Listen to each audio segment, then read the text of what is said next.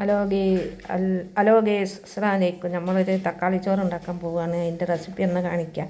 നമ്മൾ ഇന്നലെ പ്രീതി ഹൈപ്പർ മാർക്കറ്റിൽ നിന്ന് ഓഫറുള്ള 54 റുപ്യ കിലോ അതിനുള്ള 2 കിലോ അരി വാങ്ങിച്ചു. അപ്പോൾ അതിൻ്റെ അരി ഇട്ടൊന്ന് ചോറ് വെച്ചൊക്കെ അരിച്ചിട്ട് അന്ന് ഉണ്ടാക്കിയൊക്കെ അരിച്ചതാണ്. ഇപ്പം ഇതിന് വേണ്ടി ഉള്ളി ഇതാ എടുത്ത് വെച്ചാണ്. ഉള്ളിയൊക്കെ വാട്ടി തക്കാളി പച്ചമുളകൊക്കെ അതൊക്കെ അരിഞ്ഞ് അതിലിട്ടിട്ടാണ് തക്കാളി ചോറ് ഉണ്ടാക്കണേ. ഇതിലേക്ക് കുറച്ച് വെളിച്ചെണ്ണ വെച്ചിന്, കുറച്ച് നെയ്യും കൂടെ ഒഴിച്ചു കൊടുക്കുകയാണ്.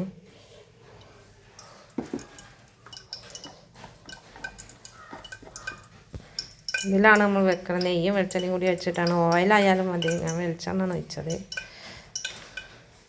അതിൽ ഉള്ളി ഇട്ടെടുത്താണ്. ഉള്ളി നല്ലൊന്ന് വാടിയിട്ട് തക്കാളിയൊക്കെ പച്ചമുളകൊക്കെ നമുക്ക് ഇട്ടെടുക്കാം. അങ്ങനെ നമ്മൾ ഉള്ളിയൊക്കെ എല്ലാം വാടിയതിന് കഴിഞ്ഞ് തക്കാളി പച്ചമുളക് അരിയെടുത്ത് ഇതാക്കപ്പാടെ വെച്ചാണ് ഇട്ടെടുത്ത് നല്ല വാടട്ടെ.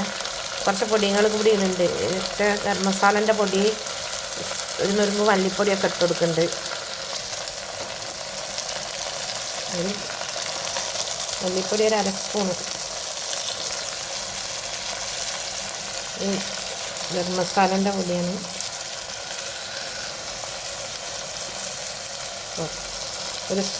കുറച്ച് മഞ്ഞൾപ്പൊടി.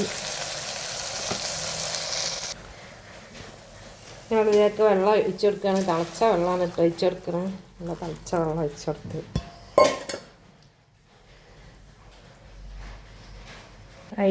ഇതാണ് അരി.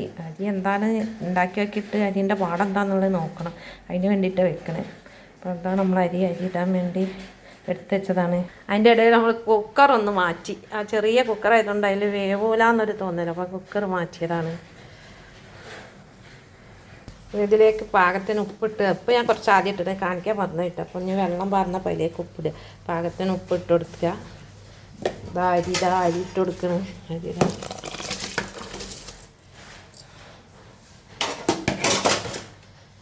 അരി ഇട്ട് കുക്കർ അടച്ച് വെക്കാൻ വേണ്ടി പോവാണ്. നാരങ്ങ പിഞ്ഞെടുക്കുന്നുണ്ട്. ഇതിൽ നാരങ്ങ കൂടെ പിഞ്ഞെടുക്കുക. പുളിക്ക് വേറെ ഒന്നുമില്ല. ഒത്തിരി നാരങ്ങ ഷോർക്ക് ഒഴിച്ചാലും മതി. അപ്പോൾ ഇവിടെ നാരങ്ങ അല്ലേ, അപ്പോൾ നാരങ്ങ ഇട്ട് വെച്ച് വിസലൊക്കെ അടിച്ച് കുറച്ച് കഴിഞ്ഞിട്ട് തുറക്കുള്ളൂ. അങ്ങനെ നമ്മളെ ചോറ് റെഡിയായി. നല്ല അടിപൊളി അരിയാണ് കേട്ടോ. അരിക്കൊരു കുഴപ്പമില്ല. കണ്ടാൽ നല്ല വിട്ട് നിൽക്കേണ്ട അരി. കുറച്ച് വലിപ്പമുള്ള അരിയാന്നുള്ളൂ. വെന്തപ്പോൾ നല്ല ചോറ്. സ്കൂൾക്ക് കുട്ടികൾക്കൊക്കെ കൊടുത്തയക്കാൻ പറ്റിയ നല്ല ചോറാണ്. എല്ലാവരും ഉണ്ടാക്കി വെക്കണ്ടേ, നല്ല എളുപ്പമാണ്.